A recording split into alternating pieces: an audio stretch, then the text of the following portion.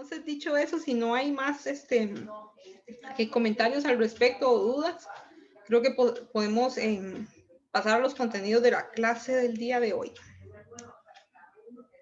Entonces,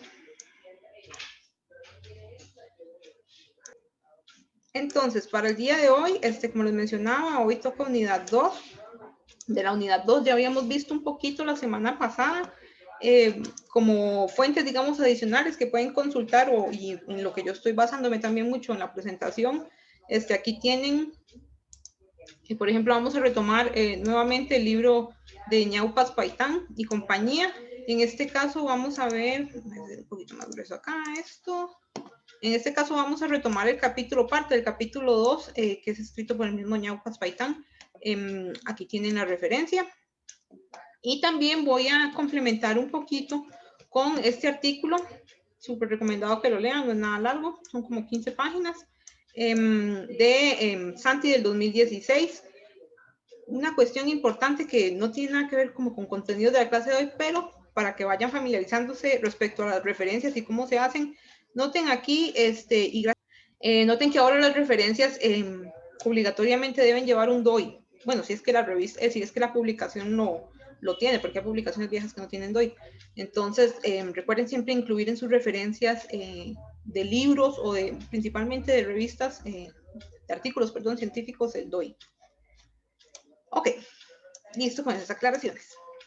Entonces, retomemos un poquito de la clase pasada.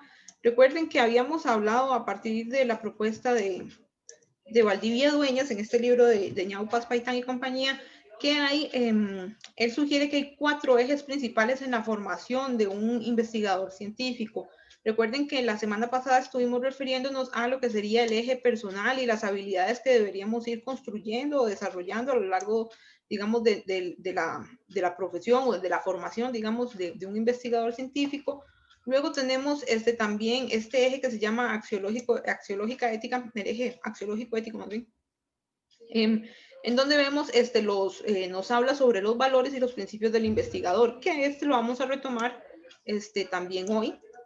Luego tenemos otro eje de formación que sería el científico tecnológico, y nos habla, lo interesante de retomar de este eje no es solo, digamos, la formación a nivel de las herramientas que utilicemos, o de las nuevas tecnologías que debamos ir aprendiendo también, sino una perspectiva, mantener siempre una perspectiva innovadora, una perspectiva creativa, que nos haga estar cuestionándonos constantemente sobre cómo es que se dan las cosas, por qué surgen las cosas, como esa mirada siempre buscando nuevas preguntas, desarrollando nuevos temas de interés que no hayan sido abordados o que tengan pendientes de ser abordados.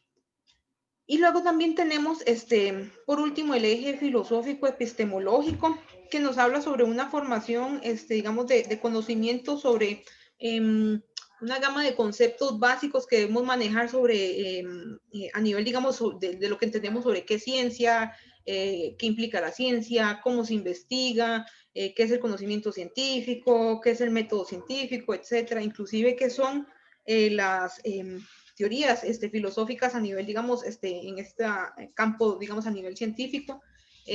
Todo esto, digamos, son cuestiones en las que debería ir formándose un investigador, y que de esto también vamos a retomar un poquito el día de hoy. Entonces, recordemos, esto es apenas un rápido repaso, digamos, de lo de la clase de la semana pasada. Entonces, la semana pasada recordemos que estuvimos viendo qué es ciencia, que hay varias definiciones y que también hay una forma de definir ciencia de una manera muy propia tal vez, o que calza más con el esquema de lo que serían las ciencias básicas. Y hay una definición de ciencia que Telles Infante nos sugiere, podríamos ir repensando o reacomodando para lo que serían los objetivos o los intereses de las ciencias sociales.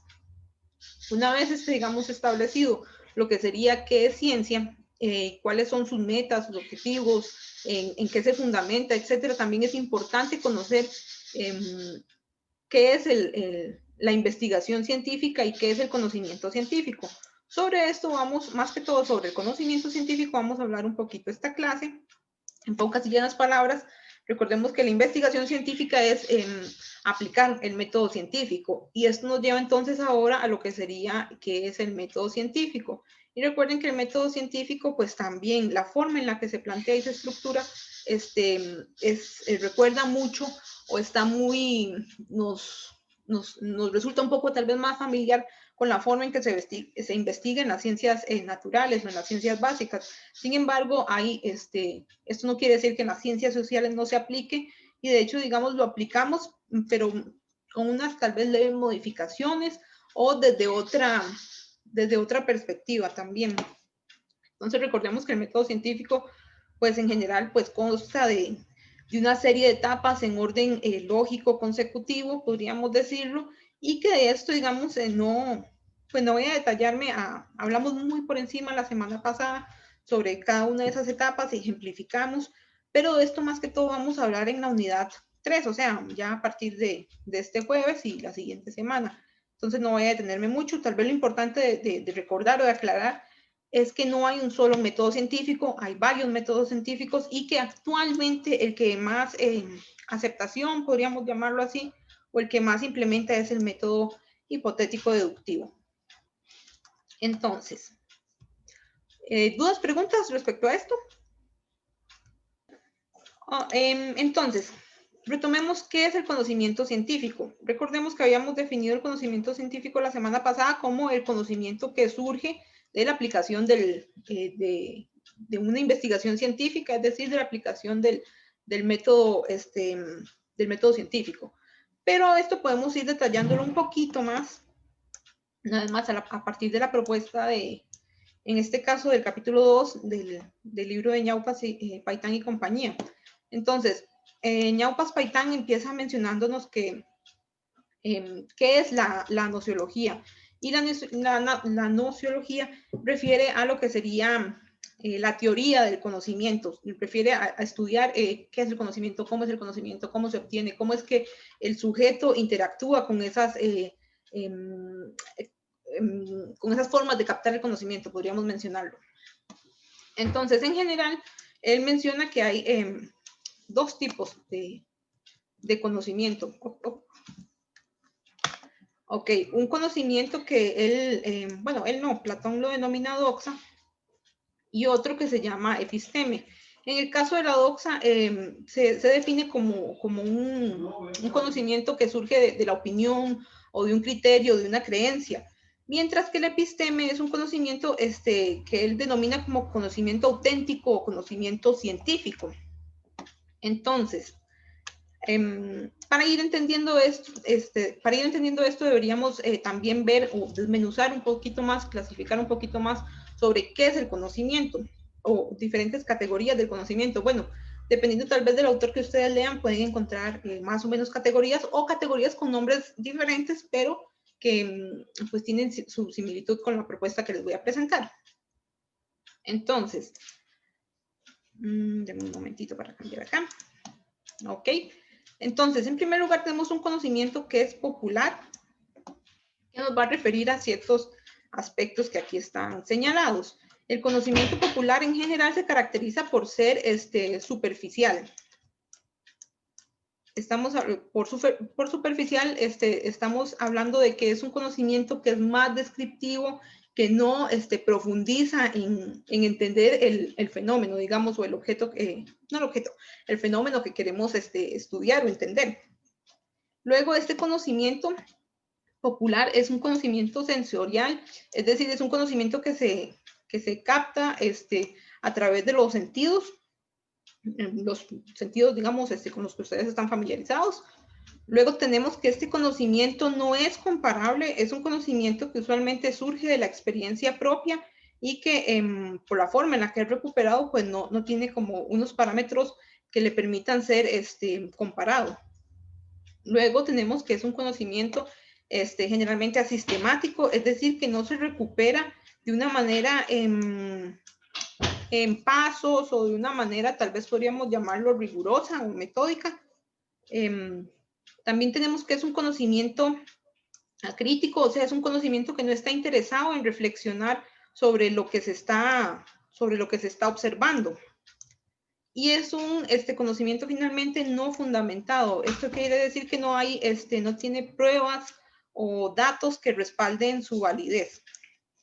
Entonces, por un lado tenemos este conocimiento que les mencionaba popular, en un lado del espectro, y por otro tenemos, vamos a ver otro color,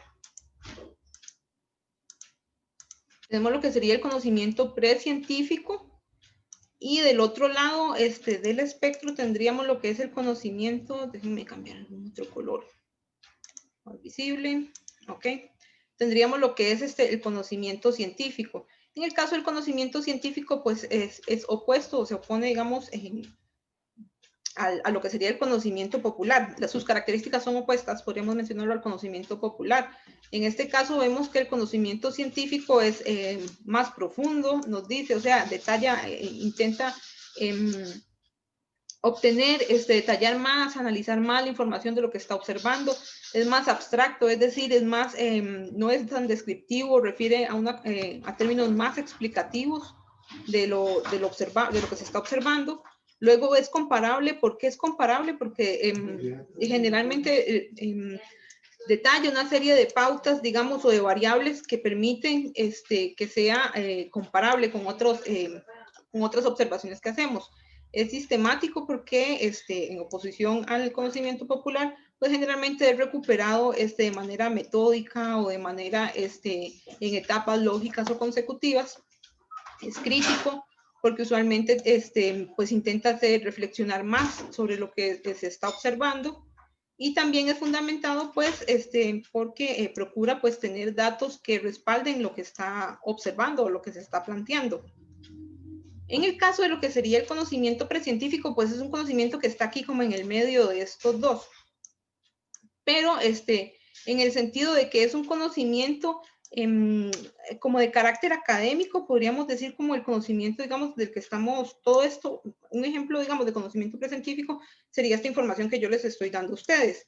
O un ejemplo de conocimiento precientífico sería, por ejemplo, el trabajo que ustedes van a hacer de los análisis de los artículos.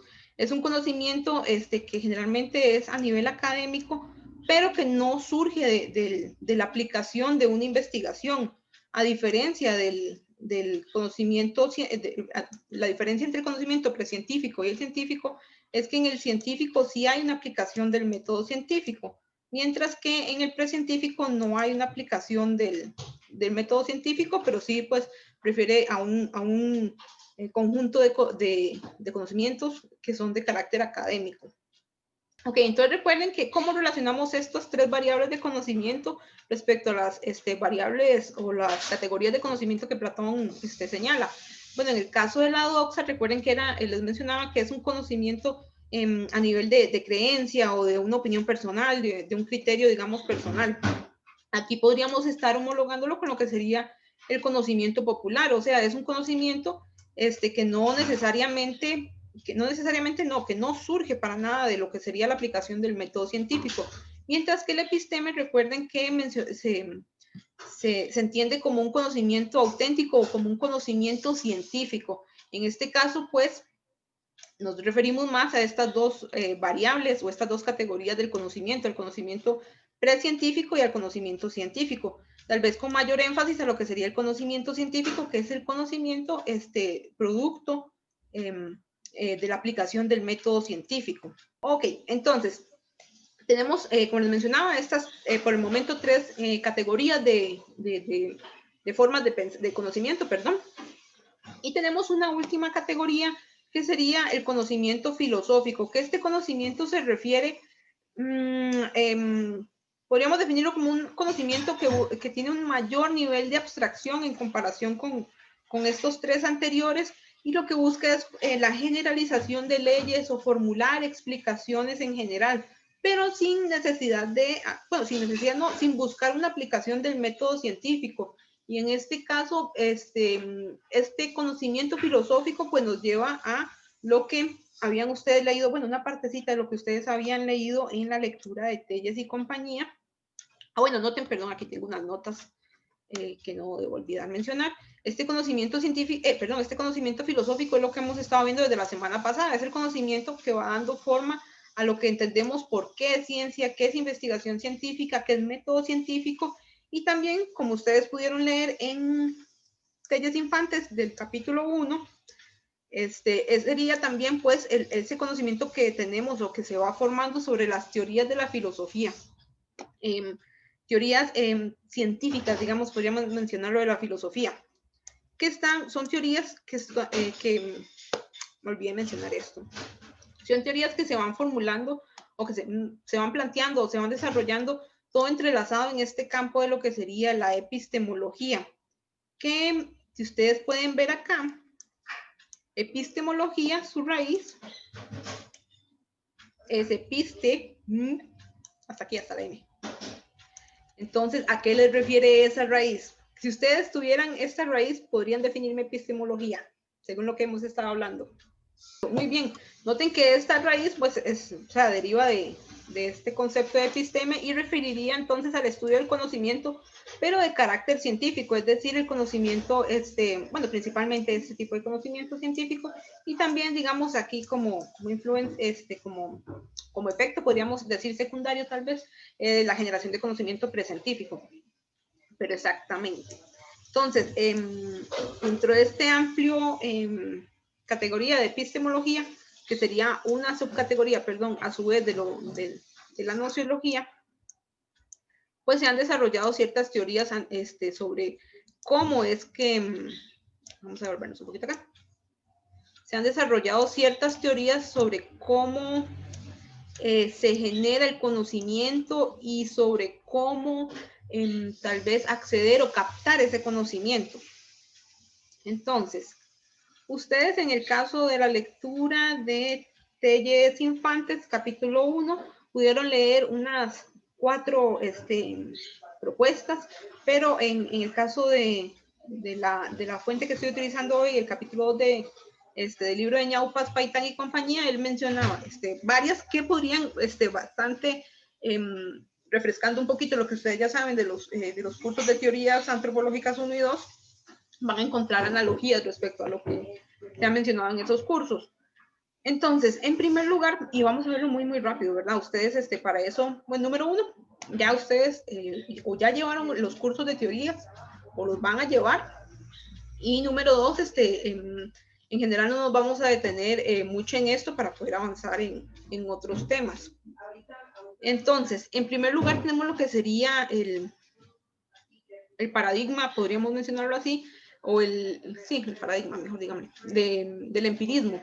En este caso, bueno, el empirismo, lo importante tal vez de ir viendo del empirismo o entender del empirismo es que hay varias vertientes, una materialista, otra idealista. En este caso, digamos, en el caso del empirismo materialista, pues nos habla de que el conocimiento opta por una vertiente de formular el conocimiento a partir del método inductivo. Mientras que en el caso idealista se diferencia del materialista más que todo porque propone que la forma en que conocemos, la forma en que captamos el conocimiento es a través de los sentidos principalmente. Entonces esto también, digamos, está, bueno, al menos se relacionó mucho con lo que sería el racionalismo, que nos menciona que el conocimiento se obtiene principalmente a través de la razón. Luego tenemos una vertiente con la que tal vez se puedan familiarizar un poquito más, que sería el positivismo, que se opone a estas propuestas anteriores porque intenta tal vez o busca regularizar más la forma en la que se obtiene o se capta el conocimiento, en el sentido de que propone que hay que hacer más, hay que observar, hay que describir, hay que registrar muy bien lo que se está, el fenómeno que se está estudiando. Luego, tal vez en general lo que apunta es a una mayor rigurosidad de cómo se observan los fenómenos.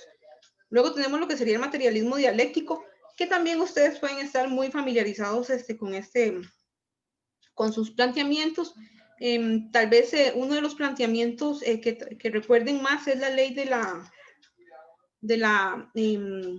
¿cómo se llama? Ley de contraposición de los opuestos, si mal no recuerdo, en el sentido de que hay, bueno, recordando un poquito lo que sería el marxismo, de los cursos de teorías, pues que siempre va a haber, digamos, una lucha entre opuestos. Luego tenemos lo que sería el neopositivismo, que eso también es una vertiente que influenció mucho en la antropología. Aquí, pues, ustedes pudieron leer un poquito de lo que sería algunas de las ideas del neopositivismo en la propuesta de Telles Infantes, cuando ella habla de empirismo lógico y todo lo del círculo de Viena y el interés por hacer por captar conocimiento a través de la verificación. En este sentido, pues verificación refería o está, digamos, refiriendo a comprobar o a corroborar los enunciados que se plantean. En general, este tipo, digamos, de aproximaciones, pues fue más compatible o calzó más con, por ejemplo, áreas como las matemáticas. También tenemos lo que sería el enfoque de sistemas, que esto también lo vimos ahí, fuertes influencias en antropología. Creo que tal vez principalmente pueden recordarlo más a nivel de algunas teorías que se desarrollaron en la arqueología. Y lo que nos habla es sobre, bueno, por sistemas se entiende como ese conjunto de elementos que son independientes, pero que están interactuando entre sí. Entonces, esa es la forma, digamos, en la que se entiende los fenómenos. Luego también tenemos el funcionalismo, que tal vez sí, fijo, si los anteriores no les sonaron, fijo tiene que recordarles, tiene que traerles recuerdos del curso de teorías. Aquí en este caso, pues podríamos mencionar que uno de sus intereses principales es ver el rol de las instituciones y a nivel pues de los sistemas sociales que se estudien.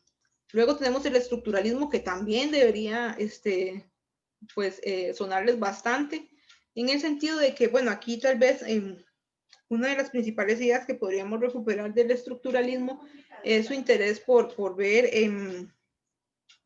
por registrar, bueno, tal vez aquí lo más interesante de recuperar el estructuralismo es no solo, digamos, entender los elementos que componen las estructuras sociales, sino entender o recordarles que, al menos desde la propuesta que habíamos visto en antropología, en los cursos de teoría de antropología, es que la estructura no es algo observable. Lo que vamos a ver son los efectos de la estructura, de la interacción de los elementos de la estructura, y lo que se ve son los efectos de esa interacción. Luego tenemos lo que sería el realismo, que en este caso ustedes también pudieron leer un poquito de esto en la propuesta, en el capítulo 1 de Telles y compañía, y aquí lo que podríamos resaltar es el hecho de la propuesta de Popper respecto al falsacionismo, que esta nos refiere, sería en oposición más que todo a lo que sería el empirismo lógico. Recuerden que en el empirismo lógico entonces hablábamos de corroborar los enunciados. Acá en el realismo, sí, en el realismo y en la propuesta del falsacionismo de Popper, él nos menciona, no se trata de corroborar, se trata de buscar los errores de los enunciados, se trata de buscar las contradicciones de los enunciados. Entonces, por ejemplo, un ejemplo sería que un enunciado, o digamos que yo quiero estudiar los cisnes. Entonces, un enunciado es que todos los cisnes son blancos. Entonces, para encontrar, digamos, desde una perspectiva falsacionista, mi primer enunciado es que todos los cisnes son blancos. Tendría que buscar otro enunciado que se contraponga o que contradiga mi planteamiento inicial. Entonces, un segundo enunciado, una segunda, hipótesis más bien, es que los cisnes son negros. Y basta con que yo encuentre un cisne negro para que entonces el enunciado no sea, para que el enunciado no sea verdadero. Entonces, entienden la lógica, digamos, del falsacionismo, es tener dos ideas que se contrapongan y que una que principalmente buscar la idea que contradiga o que se traiga abajo el enunciado principal o la hipótesis principal. Entonces, luego tenemos lo que sería el pragmatismo, que en general de esto podríamos recuperar el hecho de que, pues ahora lo que prima es entender el conocimiento, bueno, el conocimiento no, sino lo que prima es buscar o entender los datos según su funcionalidad para la conservación de la vida, por ejemplo. Entonces, ¿qué tan funcionales son? qué tan útiles, más bien en la palabra, qué tan útiles son los fenómenos que estamos registrando, las interpretaciones que estamos haciendo para la conservación de la vida en general.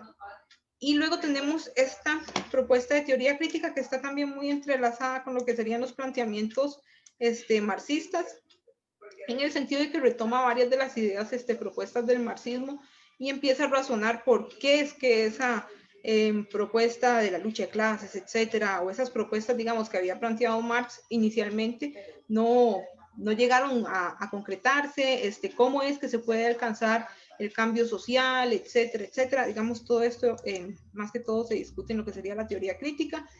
Y por último tenemos lo que sería el relativismo, que también ustedes pudieron leer un poquito de eso en lo que sería de Telles Infantes en el capítulo 1. Tal vez aquí rescatar, pues, rescatar dos ideas principales, que sería la formulación del concepto de paradigma, que, bueno, fue un concepto propuesto por Kuhn, que en general, pues, lo que deberían tal vez entender en general el paradigma es que la propuesta de él señala que hay como gremios o grupos de científicos que tienen intereses de investigación en común y que tienen un conjunto de conceptos y de ideas, de planteamientos en común, que digamos esos son los que van a orientar pues sus intereses de investigación y sus preguntas de investigación. El problema, digamos, radica que cuando en estos grupos de académicos o de científicos con intereses comunes, cuando no pueden ser contestadas sus preguntas o sus objetivos, sus objetivos generales de investigación, en sí el paradigma entra en crisis, y si entra en crisis es porque no se están logrando, digamos, como encontrar las respuestas a esas preguntas planteadas. Entonces, pues, en resultado de esa crisis es que se formula otro paradigma que se supone pues intenta, tiene mejores respuestas a esas preguntas, o que simplemente cambia temáticamente de orientación, como diciendo, bueno, esto lo intentamos, no lo pudimos, abandonamos y nos saltamos a esto. La cuestión, digamos, lo interesante que se ha mencionado de este concepto es que se hace ver a la ciencia y a las teorías científicas meramente como modas. Entonces, por ejemplo, retomemos un ejemplo de los cursos de teorías. Bueno, estaba el funcionalismo, el funcionalismo tenía ciertos intereses, no lograron contestarse, o simplemente a medida que se fue dando más investigación, como que no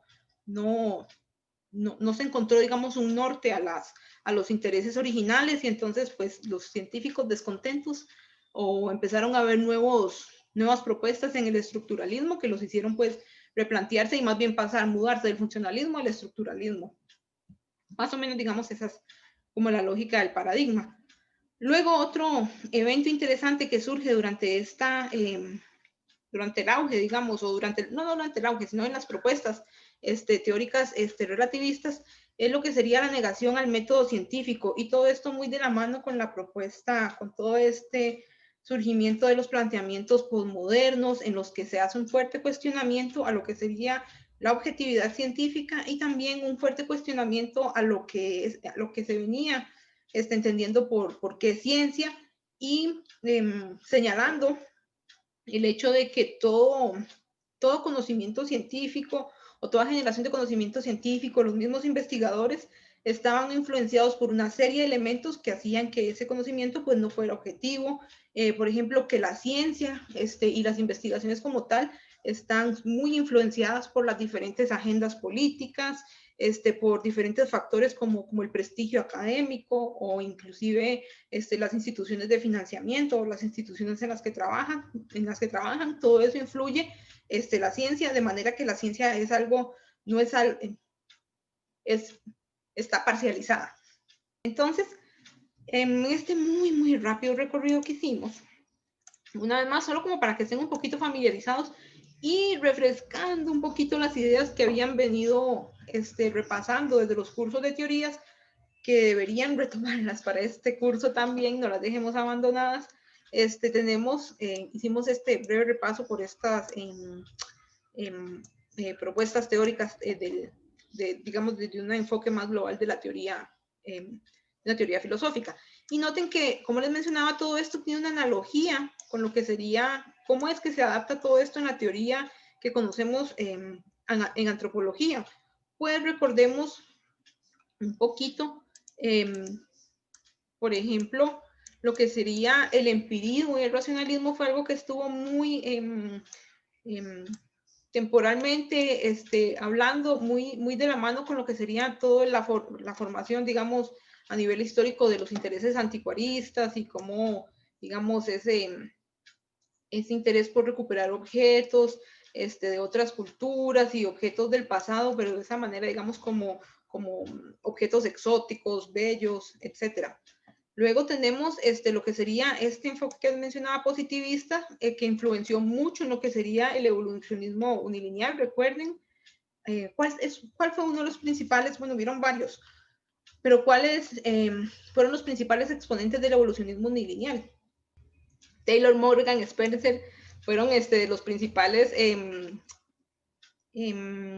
¿cómo se llama? Exponentes de este tipo de enfoque teórico. Nada más como para que vayan ahí uniendo un poquito de ideas respecto a lo que habíamos visto en teorías, ¿verdad? También tenemos esto del materialismo dialéctico, como les mencionaba, y que se entrelaza mucho a lo que sería el marxismo. ¿Qué vertientes teóricas recuerdan ustedes de teorías que vimos influenciadas por marxismo? Eso mismo, Godelier, es uno de los que usualmente vemos en teorías, o que vimos en teorías. ¿Y cuál otro tenemos al que se le llama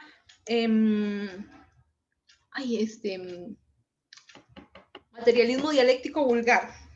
Un exponente del materialismo dialéctico vulgar. Marvin Harris. Harris, recuerden que, digamos, tal vez no es tan relacionado con, a veces no lo relacionamos tantísimo con el materialismo dialéctico, o más bien se le llama materialismo dialéctico vulgar, porque se enfoca mucho en lo que sería, recuerden, la infraestructura.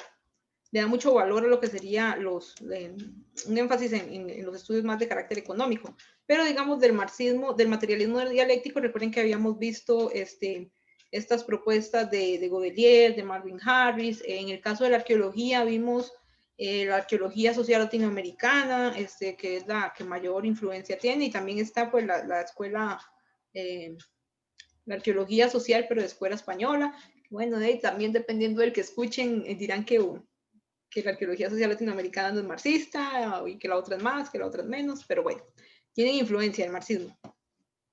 Luego tenemos lo que sería el neopositivismo, que esa también influenció mucho en lo que sería la antropología, y aquí tenemos lo que sería una influencia en el neoevolucionismo y en la ecología cultural. ¿Quién fue uno de los principales exponentes del neoevolucionismo? Que digamos, que me corrijan los aquí presentes, pero usualmente estos dos enfoques se ven más como del lado de arqueología, pero en realidad, digamos, estos enfoques fueron basados en planteamientos de etnógrafos. Entonces, si bien el neoevolucionismo lo vemos mucho en arqueología y la ecología cultural también la vemos en arqueología, son de carácter antropológico en general. ¿Y quién fue uno de los exponentes de la ecología cultural? ¿Recuerdan? Julian Stewart. Julian Stewart fue uno de los principales exponentes de lo que sería la ecología cultural. Todo esto, digamos, de evolucionismo y ecología cultural, pues tienen planteamientos en común. Son distintas, pero tienen planteamientos en común, y una vez más, pues son planteamientos que surgen originalmente pues de la etnología, perdón. Interesante o controversial tal vez para la época, porque retomaba ideas del evolucionismo en el sentido, digamos, de que se volvía a abordar esa palabra prohibida, podríamos decirlo, de evolución cultural, pero desde una perspectiva no peyorativa, digamos, y que fuera de carácter multilineal. Okay. Luego tenemos lo que sería la teoría, este enfoque de los sistemas, que también, bueno, me parece que el ejemplo más que tal vez podrían relacionar más son todas estas ideas que venían abordándose desde el procesualismo, que es una teoría más desarrollada a nivel de la arqueología. Bueno, sí, el procesualismo no existe en antropología social como tal, me parece. Y bueno, muy también de la mano con todos estos enfoques neopositivistas, tenemos pues el entender la cultura como un sistema con diferentes elementos que están en constante interacción, influenciándose unos a los otros. Luego tenemos lo que sería, bueno, aquí sería también bueno, porque no, para los arqueólogos, ¿cuál es el mayor exponente del procesualismo? Recordémoslo, para que ustedes de una vez vayan identificando qué leer a futuro. El procesualismo, el mayor exponente de esta teoría, nada más como les menciono, meramente arqueológica, fue Binford. Entonces él marcó un antes y un después, los trabajos de él marcaron un antes y un después en cómo se hacía la arqueología, más metódica, más rigurosa, con pregunta de investigación, con un diseño de investigación. Luego tenemos lo que sería el funcionalismo, que ya aquí estas dos fijo, tiene que sonarles. ¿Cuál fue el mayor exponente del funcionalismo en la antropología? Y casi por lo que identifican a la antropología, uno de los principales exponentes de la antropología, diría yo. La persona que ha dicho Malinowski, ahora sí la pegó. Exacto, Malinowski. También un antes y un después en cómo se hacía la antropología, una antropología menos de gabinete, Malinowski sugiere una antropología más de trabajo de campo, etcétera. Todo esto, recuerden una vez más, vean que aquí podemos ir, vean cómo, digamos, en general, estas teorías filosóficas han calado profundamente en todo lo que hemos, en todo lo que ustedes han podido revisar a nivel de la teoría clásica en antropología. Luego tenemos el estructuralismo, que también es otro de los grandes exponentes por los que se reconoce la antropología a nivel, digamos, de otras disciplinas. Bueno, no, debería escribirse diferente. Aquí está la pista, aunque yo creo que no necesitan pista. Esto es muy fácil. ¿Cuál es uno de los exponentes del estructuralismo? Exacto, uno de los principales exponentes. Y sí, a Levi Strauss hay que leerlo con calma, amor, paciencia y un buen pichel de café a la par. Luego tenemos lo que sería el realismo. Y en general, esto no es que no haya influenciado la antropología. Sí lo ha influenciado, lo que pasa es que no meramente, digamos, como en una teoría en específico. Luego, la teoría crítica también es algo que ha influenciado mucho la antropología y más que todo yo creo que ha influenciado lo que sería la arqueología social latinoamericana. Aunque bueno, la arqueología social latinoamericana a veces se le entrelaza mucho con el marxismo, pero también pues se le ha llamado marxismo vulgar, por ese énfasis en lo que sería entender la infraestructura en vez de la superestructura. Pero bueno, ahí los interesados en estos temas deberán decidir si eso no es o qué es. Y por último tenemos el relativismo, que definitivamente lo hemos visto también lo hemos visto muy, cómo marca un antes y un después en las teorías de la antropología, principalmente en las teorías que surgen con influencia de los planteamientos postmodernistas, en los que pues vemos que ya no hay ese énfasis por una objetividad científica, y tampoco vemos como un énfasis, como ustedes pudieron leer en la lectura de Telles Infantes, pues se llegan a planteamientos tan radicales como decir cualquier forma de generar conocimiento es válida, o cualquier tipo de producción de conocimiento es igual de válida. Como para, no sé si la palabra correcta sería menospreciar, no como para, no menospreciar, no, esa no es la palabra, como para más bien recalcar que la única forma de producción de conocimiento no es el conocimiento científico, y que no es la única forma de producir conocimiento válido. Entonces, noten aquí que todo esto, digamos, fue un repaso muy rápido por lo que sería, digamos, o cómo es que entendemos, digamos, todo esto que hemos estado leyendo en Telles Infantes de la formación del conocimiento, y una formación de conocimiento más a nivel filosófico y general. Noten que tiene sus influencias en lo que conocemos o en lo que hemos estudiado de las teorías clásicas en antropología. Y noten entonces aquí que esto nos lleva entonces a meditar dos preguntas o dos planteamientos que Telles Infantes se hace en su artículo. Número uno, la antropología es una antropología que se basa en la búsqueda de las leyes universales. Por un lado, la propuesta de Telles Infantes nos habla de que, bueno, esas leyes universales, tal vez una búsqueda de leyes universales como lo es en las ciencias naturales, no es lo que hace las ciencias sociales y la antropología en particular. Tal vez no buscamos leyes universales, pero eso no quiere decir que no busquemos generalizaciones. Y esa búsqueda de generalizaciones pues nos hace formular teoría. Que recordemos, teoría es una construcción de explicaciones a nivel general. La antropología sí está interesada en la formulación de generalizaciones, pero tal vez no de carácter universal, sino generalizaciones que podríamos llamar un poco más particulares. Entonces, nada más déjenme revisar un momento aquí mi cuaderno de notas por si voy abordando los puntos que me interesan. Ok, sí, meramente entonces enfatizar en el hecho de que sí, ciertamente no buscamos leyes universales, pero sí hacemos generalizaciones y que usualmente la falta, la pregunta, digamos, de si la antropología está interesada en leyes universales o no, surge porque a veces se malentiende como, ¿cómo decir? Como que la falta de búsqueda de leyes universales pues hace a una disciplina más o menos científica. En el caso de la antropología, pues sí, hacemos una búsqueda de generalizaciones y por lo tanto hacemos construcción de teorías, es decir, de explicaciones generales. Además, a todo esto se suma que cómo entonces vamos haciendo esta construcción de conocimiento generalizado. Pues estas generalizaciones las vamos construyendo a partir de un método de investigación que la autora también se cuestiona. Bueno, hay un método de investigación 100% antropológico que sea, digamos, característico, único, o que sea, que logre recuperar todas las formas en las que se investiga en antropología. Y al respecto, pues, la autora empieza a comentar que, bueno, generalmente la antropología se le ha reconocido por el método etnográfico, pero que el método etnográfico no es el método, no es el único método, o no es el método, ¿cómo mencionarlo?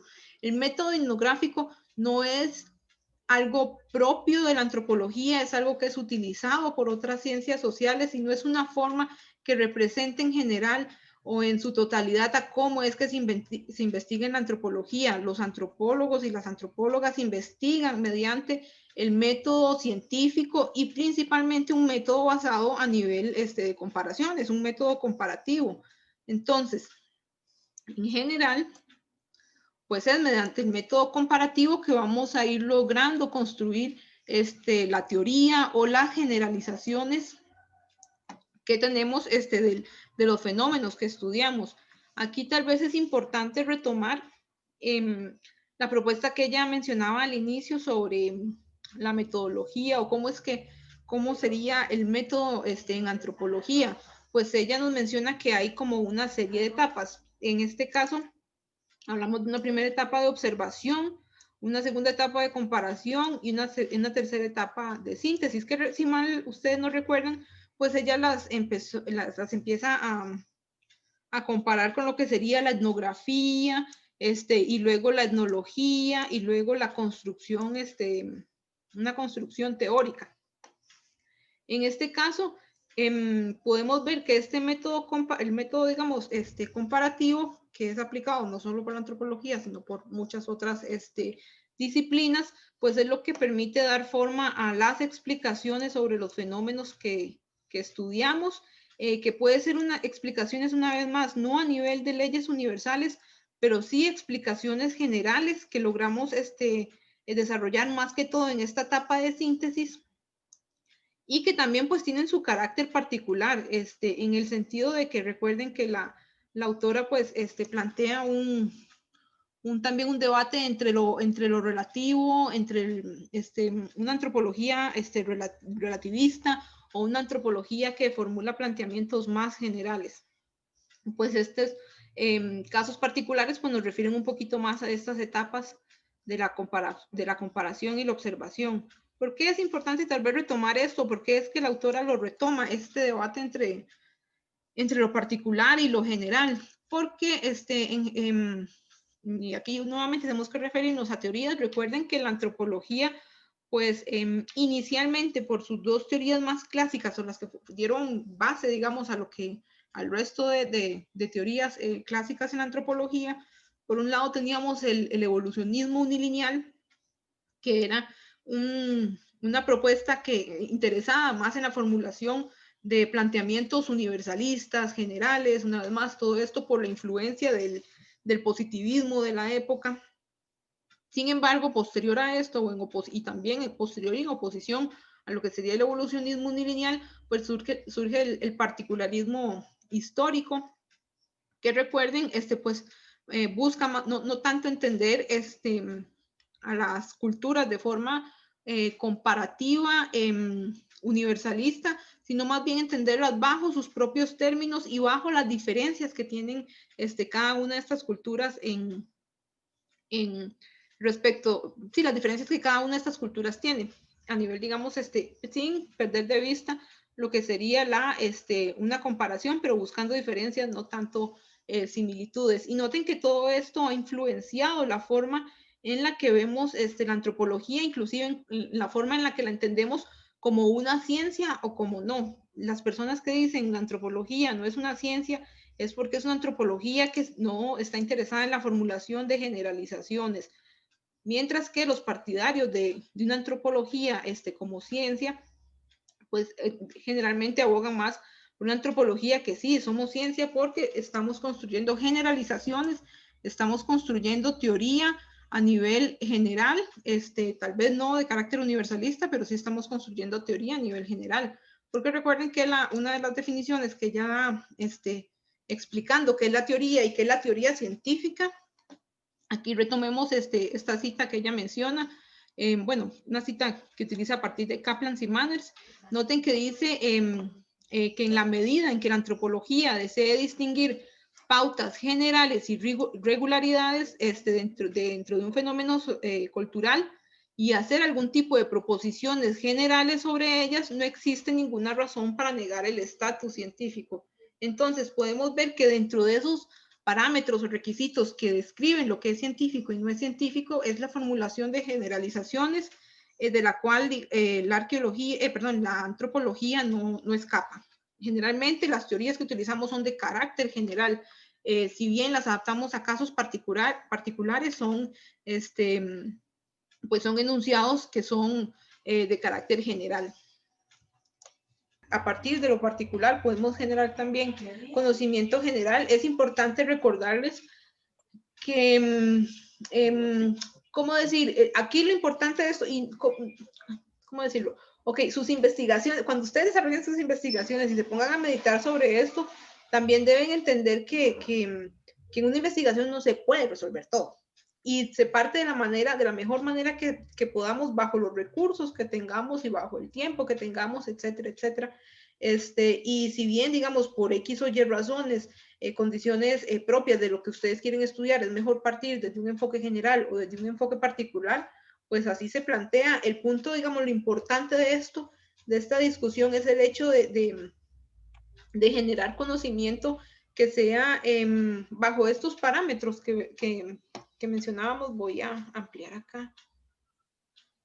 Bajo estos parámetros que hablábamos a nivel, digamos, del conocimiento científico, que sea un conocimiento profundo, que sea un conocimiento, aquí está mi lápiz, que sea un conocimiento profundo, abstracto y principalmente comparable, en el sentido de que otra persona con otro tipo, digamos, de intereses pueda retomar tal vez esa investigación a futuro y generar más conocimiento. Porque recuerden que si partimos de casos particulares para generalizarlos, pues caemos en el sesgo de que lo particular, para que se vuelva una generalización, requiere de varios ejemplos o de varios datos, ejemplos o estudios particulares que vayan ciertamente apoyando, dando sustento a esa hipótesis más general.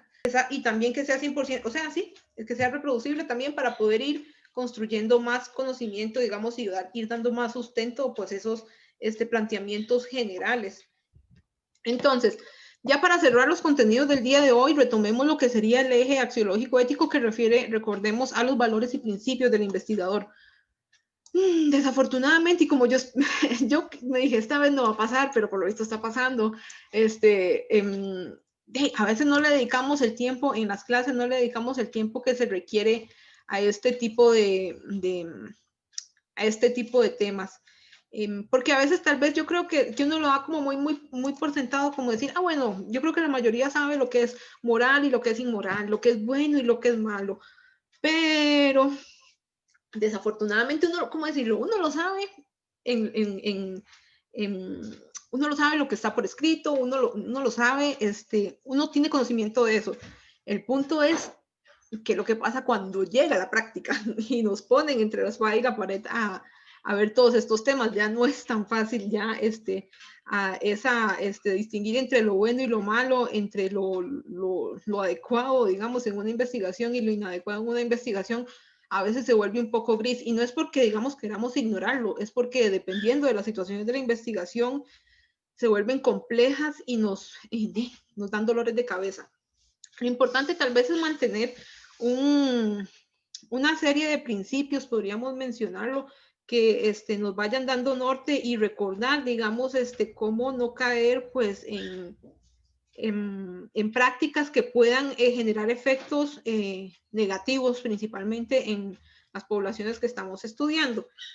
Entonces, recuerden del eje axiológico que les mencionaba, algo muy importante, que las investigaciones no se evalúan o no debemos emitir juicios de valor de acuerdo al investigador para valorar la solidez de una investigación. Lo que valoramos es qué tan sólida o tan bien estructurada fue, se planteó una investigación y no porque menganito o menganita me cae bien o mal.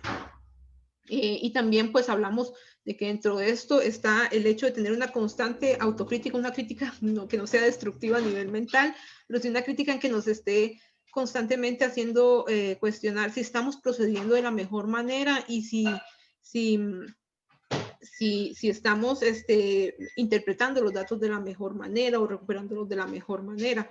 Aquí lo importante también es tener en mente que es dentro de esas habilidades que nos mencionaba Valdivia Dueñas en el eje personal, que recuerden hablábamos sobre perseverancia, todo esto también está relacionado en el sentido de que ser conscientes de cuando estamos haciendo bien o malas cosas también debe ponernos pautas o límites respecto a cuándo es un buen momento para detenernos y replantear y reformular desde cero, inclusive dependiendo, digamos, de cómo se esté llevando a cabo una investigación. Pero tal vez ya para entrar un poquito más en lo que sería relacionado a los valores y principios del investigador, algo muy importante que tal vez las personas que están en otras carreras y que están más adelantados sí lo han oído mencionar, pero no sé si la mayoría tiene claro lo que es el consentimiento libre informado. O sea, ¿es la primera vez que lo escuchan mencionar o si lo han mencionado en otros cursos de antropología? Bueno, el consentimiento libre previo informado, como ustedes pudieron leerlo en esas breves páginas de Lewis, 3, 4 paginitas, si mal no recuerdo, poquito, pero muy práctico, por lo menos para introducir el tema. Es un contrato. Creo que sería una buena oportunidad para proyectar el formulario que tiene el comité científico. Bueno, voy a proyectarlo después del receso, mejor para no perder tiempo. Ok, entonces es como un tipo de contrato, inclusive su formato de presentación es como a nivel de contrato, en el que ustedes van a especificar de qué trata la investigación y los efectos negativos y positivos de la investigación en términos generales, digamos. Entonces, ¿qué es esto? Esto generalmente, digamos, se aplica para que las personas con las que se trabaja en una investigación estén informadas de cómo puede afectar, digamos, sus vidas, algún tipo de investigación que se vaya a desarrollar y también establece las responsabilidades del investigador respecto a esta persona. Y esto es importante porque en nuestras investigaciones, en antropología generalmente trabajamos con datos sensibles de las personas. ¿Qué son datos sensibles? El nombre de la persona, el lugar de residencia, la edad, yo qué sé, inclusive el género, la religión, el partido político, etcétera. Todos esos son datos que dependiendo inclusive a nivel cultural pueden cambiar, ¿verdad? Son datos que perfectamente si caen en manos de otras personas podrían perjudicar a los sujetos con los que estamos trabajando. Entonces, lo importante del consentimiento libre previo informado es que me parece a mí es una estrategia que ¿cómo decirlo? Protege tanto al investigador como a los, como a los, como a los sujetos que participan en la investigación. Entonces, aquí lo importante es que, bueno, este consentimiento, aquí vamos a ir desmenuzando. Como les mencionaba, el consentimiento libre previo informado es un contrato, es libre porque los sujetos de estudio lo firman, literalmente tienen que firmarlo. Entonces, los sujetos de estudio lo firman por voluntad propia, sin medios coercitivos, sin ningún tipo, bajo ningún tipo de amenaza, etcétera. Lo firman porque están de acuerdo con lo que está establecido en el contrato. Es previo porque se presenta este contrato antes de que se den los efectos, ya sea positivos o negativos, de la investigación. Y también, bueno, pues es informado, o al menos me refiero a esta parte informado, quiero resaltar el hecho de que debe ser una comunicación clara y honesta y que esté en un lenguaje que los sujetos de estudio puedan entender, es decir, en un lenguaje que preferiblemente no sea técnico, que si estamos trabajando con los sujetos de estudio que no dominan el idioma que nosotros tenemos, entonces bajo ese mismo lenguaje, que si tenemos que usar algún tipo de estrategias de comunicación que les resulte a ellos más fácil entender la información que deseamos transmitir, pues todo eso se debe aplicar. Entonces, es algo importante que me parece un punto obligatorio. Si ustedes tienen que someter algún tipo de investigación, es una variable sí o sí que el comité científico de la U revisa. Y aquí tal vez lo importante de esto una vez más es el hecho, digamos, de que respalda al investigador, de que por A o por B llegue alguno de los sujetos de estudio y diga, mira, es que usted me dijo que yo, no sé, en mis datos eran privados y que nadie los iba a ver, pero digamos por el tipo de investigación de antemano se dijo sus datos van a estar disponibles para terceros o algo así. Entonces, no sé si entienden, digamos, este tipo de ejemplo, pero es algo, digamos, que beneficia tanto al investigador, me parece, como a las personas con las que trabajamos. Y también, pues, asegura de que las personas, los sujetos de estudio o las personas que participan en la investigación, pues los efectos negativos que pueda tener esta investigación procuran ser minimizados, reducidos o que puedan ser tal vez mitigados, o que si hay efectos negativos con un impacto considerable, pues que ellos sepan de antemano, digamos, lo que va a pasar y que pues ellos, si quieren participar de manera voluntaria, a pesar de eso, pues que no, digamos, sepan cuáles son las consecuencias a las que se pueden atener. Y esto es importante principalmente, creo yo, por algunos aspectos respecto a los datos sensibles que mencionábamos. Generalmente, tenemos que tener muy claro que hay datos, bueno, respecto a estas tres, podemos hablar respecto a estos tres conceptos: privacidad, confidencialidad y anonimato. En este caso, bueno, generalmente los datos sensibles generalmente deben ser de carácter privado, porque uno pues debería respetar la privacidad, digamos, de las personas, es decir, respetar el hecho de que las personas quieran o no ser, ¿cómo decirlo?, como acceder a esas personas, quieran o no ser partícipes, o quieran o no entregar sus datos a no solo a los investigadores, sino a otras personas, a terceras personas. Confidencial en el sentido de que pues ustedes tienen que guardar también un respeto por no, por evitar que esos datos pues lleguen a manos de personas no deseadas. Y generalmente en investigaciones ahora pues tal vez de gran tamaño, inclusive al respecto hay que hacer inversiones fuertes a nivel monetario para mantener la confidencialidad de los datos. Hay que comprar bases de datos que sean muy seguras, hay que encriptar los datos, etcétera, como para que ninguna otra persona que no sean los miembros de la investigación puedan tener acceso a esos datos. Y también en caso del anonimato, pues es importante señalar que tal vez lo interesante del anonimato es que esto exime al investigador o a la investigadora pues de la responsabilidad que haya respecto a los datos, porque simplemente la investigadora o el investigador no va a recuperar datos sensibles, es decir, no va a recuperar el nombre de la persona, no va a recuperar la edad, etcétera, datos personales, podríamos decir. Pero una vez más, lo del anonimato pues es una cuestión que dependerá del tipo de investigación. En ocasiones el anonimato sirve para una investigación, en otras ocasiones necesitamos tener control respecto a cuáles personas debemos contactar, inclusive a futuro, con quiénes queremos trabajar, etcétera. Entonces no siempre es una opción. Inclusive no siempre es una opción que los mismos sujetos de estudio quieran tener. A lo mejor dependiendo de las personas quieren revelar sus historias. Más tal vez si estamos hablando de historias de luchas sociales en las que quieren que la gente se reconozca X o Y derecho. Nada más, todo esto pues es, todo este tema no es algo como que si quieren o no incluir en una investigación, por dicha, digamos, dependiendo de la investigación y qué tanto, digamos, pueda, requiera de la participación de personas, pues debe ser primero, antes de aplicar la investigación, debe ser evaluada por el Comité Ético Científico de la U.